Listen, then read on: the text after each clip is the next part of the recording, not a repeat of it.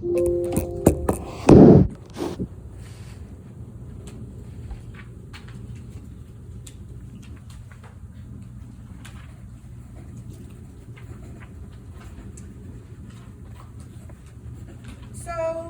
we're going to talk about some terms that relate to like clinical education. Kind of how you're going to develop your clinical education skills, type of supervision that's required. Okay, so education as a medical imaging professional will include 3 areas of learning. So cognitive, and psychomotor. So cognitive, classroom, affective is like your laboratory simulation. Psychomotor is going to be your clinical experiences in high quality clinical sites. I'm saying that fast, it's going to be on another slide, okay? So your clinical setting is going to allow the student to integrate your knowledge gained from your didactic courses, which just is like the lectures, okay, into clinical practice while caring for patients. So your emphasis in learning is going to shift from the classroom setting to the clinical setting as your education evolves.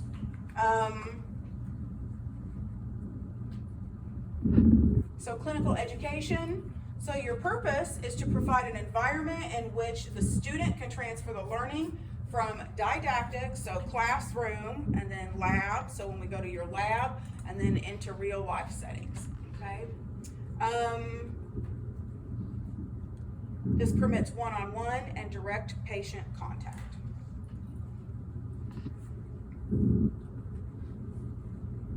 Just a little picture.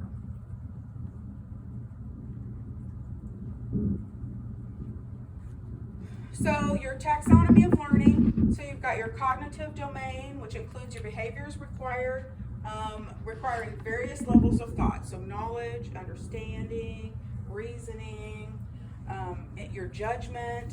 Your affective is going to be behaviors guided by feelings and emotions.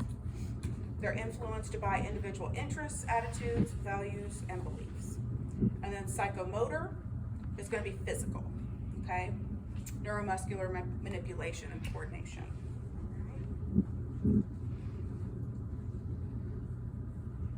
So your learning process, we got to start with some performance objectives, okay? So that's observable student behavior. Must be concise, measurable, and achievable. So kind of what that means is that can be tests, okay? I can test your knowledge from seeing how well you do on tests, how you're picking up the information, okay? It can be competencies in a laboratory setting as well, how the classroom information is transferring to the laboratory information, okay?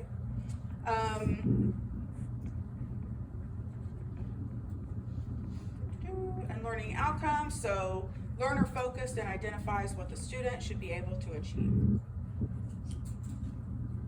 So, for your clinical competencies, you're going to treat them as individual steps in a staircase to the top of your success, okay? So, just a little bit about some the competencies. So, try not to compare yourself with other students, and I know that that's hard, okay? Because you're going to get some classmates that are like killing it, all right? Like knocking out so many in one semester. And you might be a little bit behind that, okay? So maybe you just got your 6 the first semester, but you know, Sally got, 12 her first semester. So don't feel like you're behind, because you're not, okay? Because everybody learns a little bit differently, and each clinical site is a little different. Some people will be at clinical sites where they happen to see like a ton of stuff, all right? And then others will be at clinical sites that are going to be a little slower, and you might not be seeing as much. So you're not going to get as many clinical sites or competencies done, okay? Not a big deal, because when you rotate clinical sites the next time, the person that was at the site that's got so many is probably going to a slower site next time. And then you'll catch up, you're not going to be behind, because you have to have so many each semester. but you might not be able to get ahead like, you know, Sally did in the first semester. Okay, so don't worry about that. I always have students that worry about, well, they've got 15 and I've only got 6. And I'm like, it's okay, you know, like you're gonna get there, you know, we'll make sure you get there. So, but you will get a slow site and you will get a busy site, all right? So it just depends on when you get that, okay? But it'll come, all right? So we already talked about this minimum number of competencies, okay, in each category. So you've got to, when you comp out at your clinical sites, okay, you have to do it by yourself. The tech can't help you. If the tech tries to help you, sometimes they do, they'll step in the middle of your exam, then you can't comp on it, and then you're gonna be mad. You're gonna come back here and say, Nicole, stepped into my exam. So you just have to tell them, like, hey, remember I'm comping? You know, and then they'll back off. But, so you gotta have, to be eligible for your ARRT exam, you've got to have all those competencies done. So Sarah keeps track of all that, all the competencies, and then I sign off on them, okay, at the end. Then you've got this direct and indirect supervision thing, okay? So direct supervision is by a technologist, okay, a registered technologist, and they have to be in the room with you, okay? That's direct supervision. So if you have not comped on a chest x-ray, let's say it's your first week, okay, you're learning the ropes, you haven't comped on a chest x-ray yet there, but so that technologist should be in the room with you when you're practicing, okay? So now it's your second week, you're feeling pretty good, you're like, I got this, you know, I did 5 of those last week, I'm gonna do one by myself. So I'm gonna comp out now. So then the second week you go in and then you comp out on that chest x-ray. So, and when you comp out, that tech's standing there watching you. It doesn't have to be your clinical preceptor, it just has to be a technologist in the department, okay? And so they're watching you, and great, you passed, all right? So now we expect that you can do that chest x-ray by yourself, all right? So now you move to indirect supervision. All right, and that just means that the technologist has to be close, okay? Basically, they say within earshot. So if you're in the x-ray room and you're having difficulty, you can yell out, you know, Sally, I need your help. And then she hears you, can come in and help you, okay? But once you've comped out on something, you don't have to be, the technologist doesn't have to be in the room with you anymore. They just have to be close, okay? So that's the difference between direct and indirect.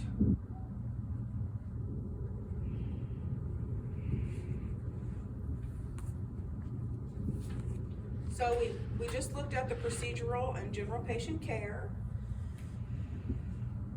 There's your website if you want to go pull it up yourself. So here's your org chart for a radiology program. So you've got your director, okay, that's me. Then you're gonna have your clinical coordinator, which is Sarah, all right? And then we will have now another didactic faculty member, all right? And then you have your clinical faculty and staff, which is gonna be in the hospital or healthcare setting, wherever you're at, all right? And then, oh, you guys are all the way at the bottom, dang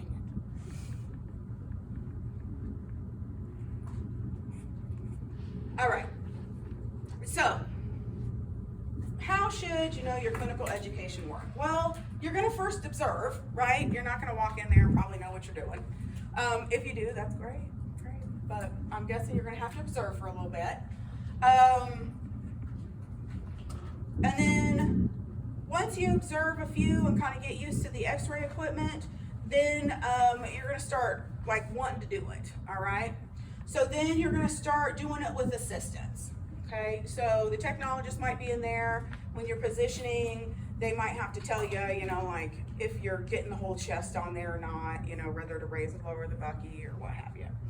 And your performance, then you're gonna move through that once you get through the assistant phase, and then you're gonna start doing it by yourself, okay? So we talked about this direct versus indirect, okay? This is really important, all right? You should not be doing things by yourself as a student, okay? If you're not comfortable, all right? And I don't care if you've conked out on something, that doesn't necessarily mean that you won't ever need help on that again, okay? Because you will, all right? Because you're gonna get this easy walkie-talkie chest x-ray that comes in that somebody has pneumonia or something, and then you're gonna get the, you know, 95-year-old that can't stand chest x-ray, okay? And then you're gonna comp out on the walkie-talkie, you know, 30-year-old that comes in. But then the 95-year-old, after you've even comped out and everything, and you're like, ooh, good now, then, you know, your little world's gonna get rocked, and you're like, oh God, I don't know how to do that. So, you know, that's very normal. Because the thing is you practice on each other, and you're like, oh, this is easy, you know, everybody gets up there, and then you get into the clinical side, and you're like, oh my God, not so easy.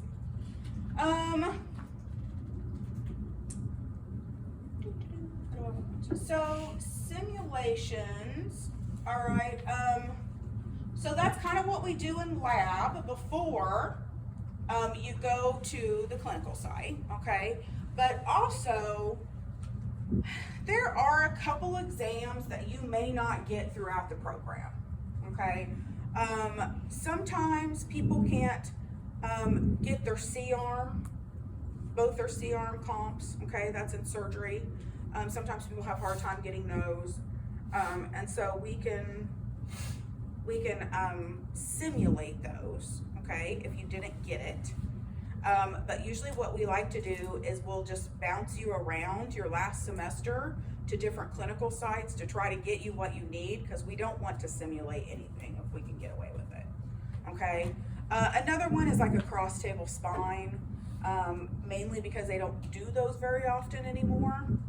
So, so we can simulate that too if we have to at the very end. Assessments, you know, you've got your written, your practical exams. We don't do oral exams. Radiation protection. So you will always wear lead shields and have a monitoring device, okay? It's called a dosimeter that we wear, all right? When we take x-rays, and the program will get that for you when it's time to go to clinicals. The lead shields,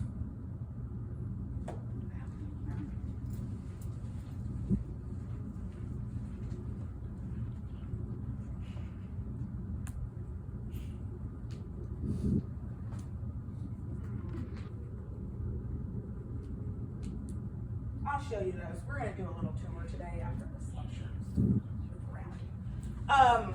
I'll show you those in the classroom. In the lab. So you'll wear lead shields, but now they don't typically shield patients anymore. Okay. So a lot of the hospitals don't shield their patients anymore. So you'll shield if the hospital policy is to shield. You won't shield if it's not. Okay. But that doesn't mean that as an x-ray tech, you don't wear the lead, okay? Is there a reason for that? Yes, and it's controversial. So about 3 years ago, the American, and I'm gonna mess up the title, it's that one, the AAPM one, the physicist, okay, basically, come out with a statement that said, you don't have to shield abdomen studies anymore, okay? Well, that makes sense because we're x-raying the abdomen, okay? And you can't shield ovaries. You can kind of shield gonads, but not really. So they say don't shield anymore. Well, a lot of the places took that to heart as, we ain't shielding anybody anymore, okay? And the reason is because they say that when the x-rays go in, some x-rays are absorbed, some strike the image receptor behind you, and some go out, scatter, okay? They're saying that because of the lead shield, those x-rays can't leave the body. They stay in there because the shield's protecting, so they can't get back through the shield, okay? And so that's the reason why. Another reason why was what I think this is a terrible reason, is that technologists aren't shielding properly. So it's causing patients more dose because of that. And I'm like, well, how about we teach our technologists to shield properly, and then we don't have any problem, okay?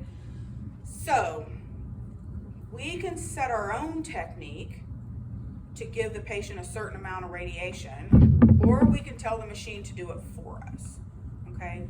And so when we tell the machine to do it for us, it calculates how much radiation to give a patient by the thickness of the patient, okay? But if you have a lead shield on the patient and it's not there properly, it can't get through the lead shield, so it gives the patient more dose trying to get the good x-ray, okay?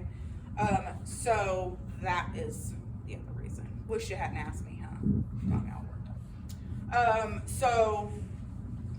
But that's the reason why. But there has been a lot of studies since that say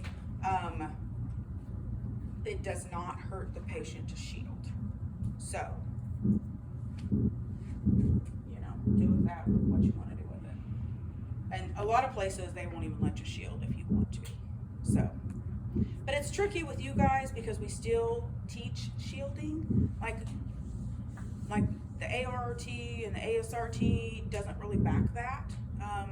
So they still require us to teach you to shield, and so it gets confusing for you guys because you'll go in there and then you'll try to shield your patient because that's what you're supposed to do, and then the hospital policy says not to, and so it can be frustrating.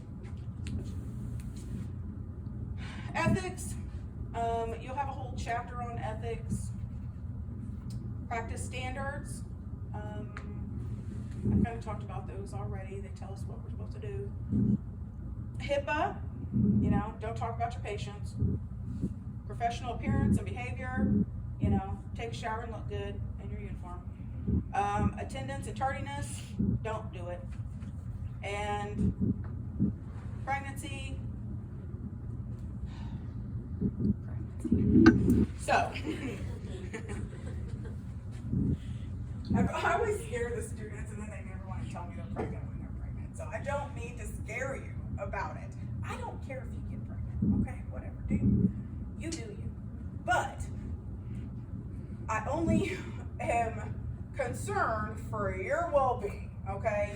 Mainly because it's hard to make it through x-ray school when you're pregnant because you got to take time off after you have the baby.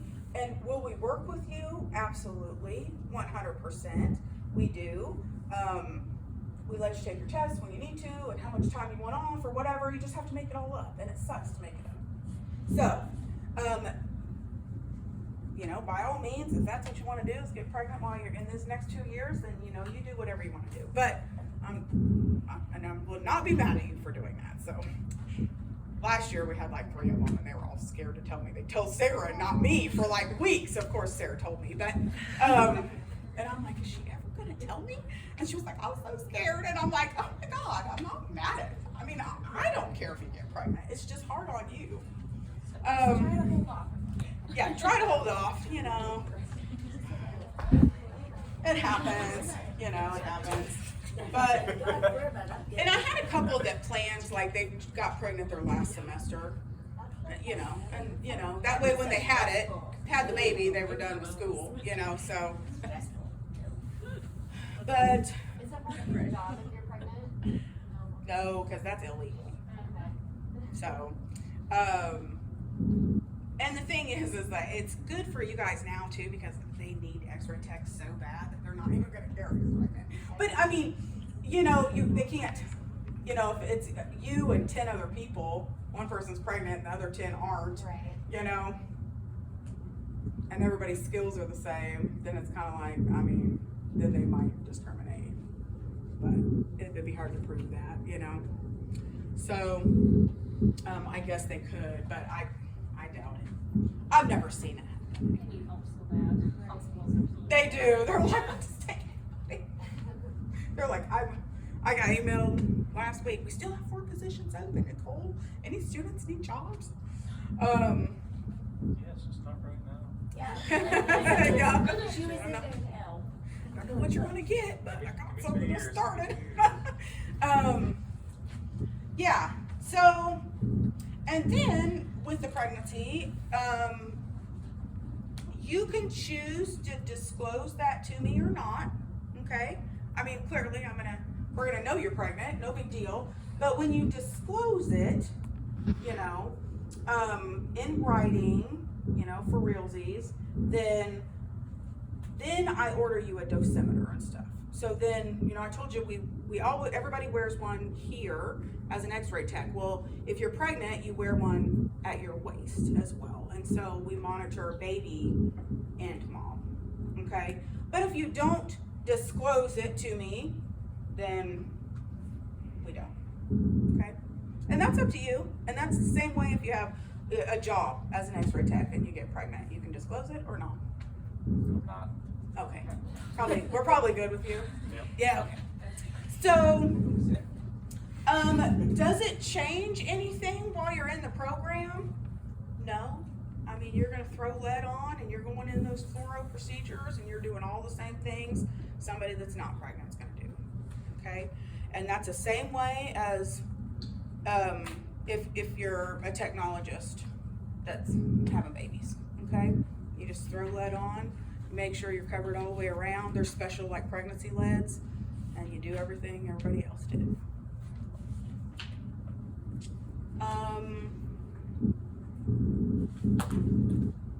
Talked about that. Allows chances damage. Okay. All right. So there's this thing called Team Steps to Patient Safety. And basically what this is that they say that highly effective teams have better patient outcomes if they follow these steps, okay? So there's 5 key principles to these steps. And that's team structure is just to ensure team members work effectively together to ensure patient safety. You have good communication. Leadership ensures teams are knowledgeable of changing and have the resources they need to best care for the patient. You have situation monitoring, so you're going to be attentive to the functions of the team. And then mutual support, if everybody supports each other, there's better patient outcomes that way as well.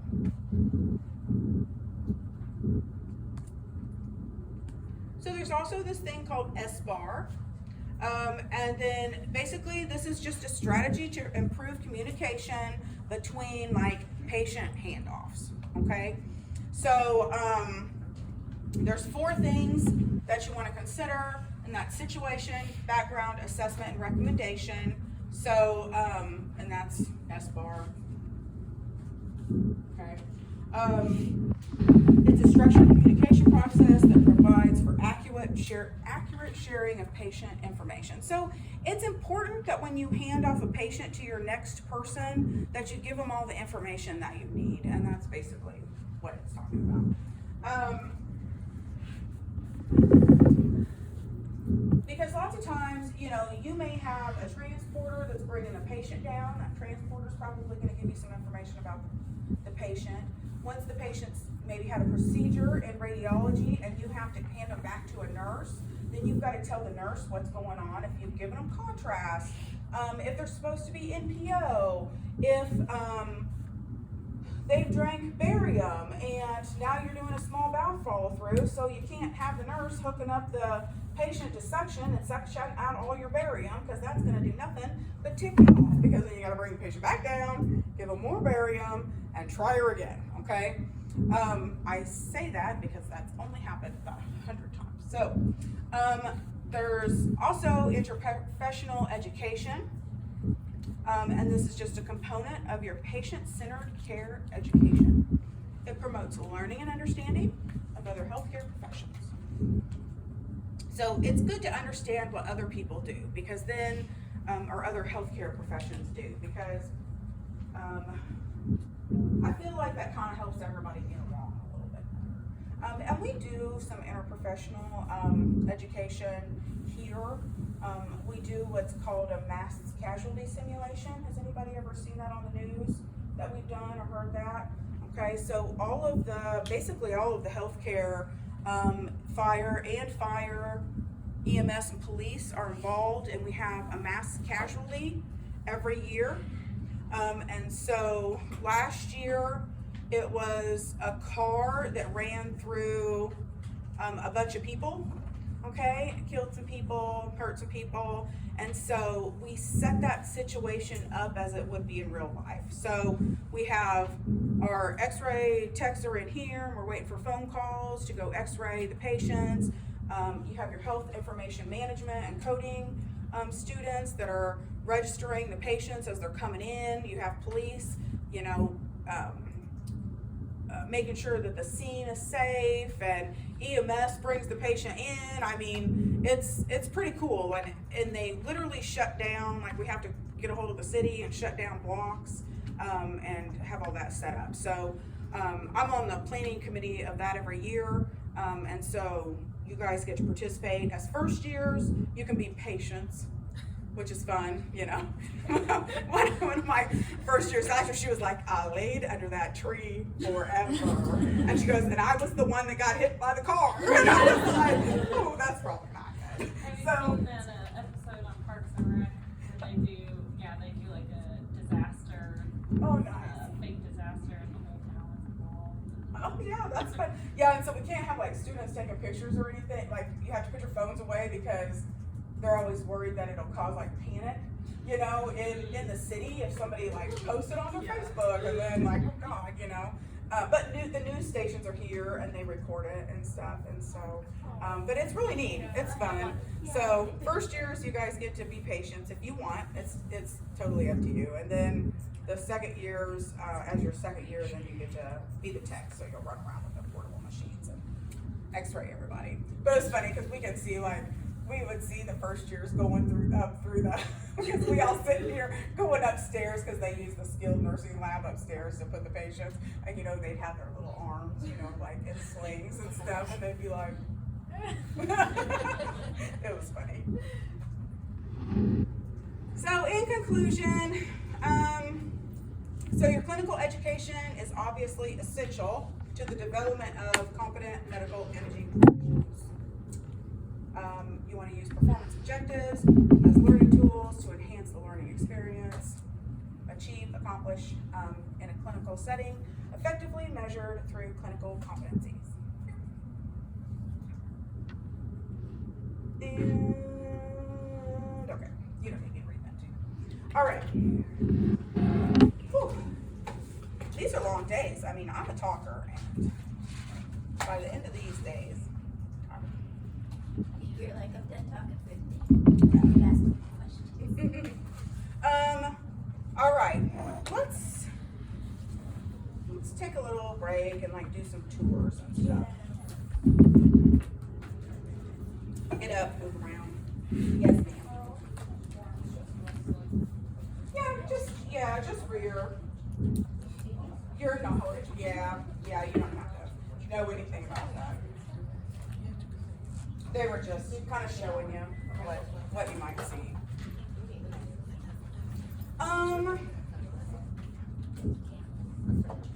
Why don't I'll take the first 2 rows with me, and then the last 3, you guys just hang out, go take a break. If you need a snack, go get a snack. We'll walk around, and then I'll flip flop you, okay?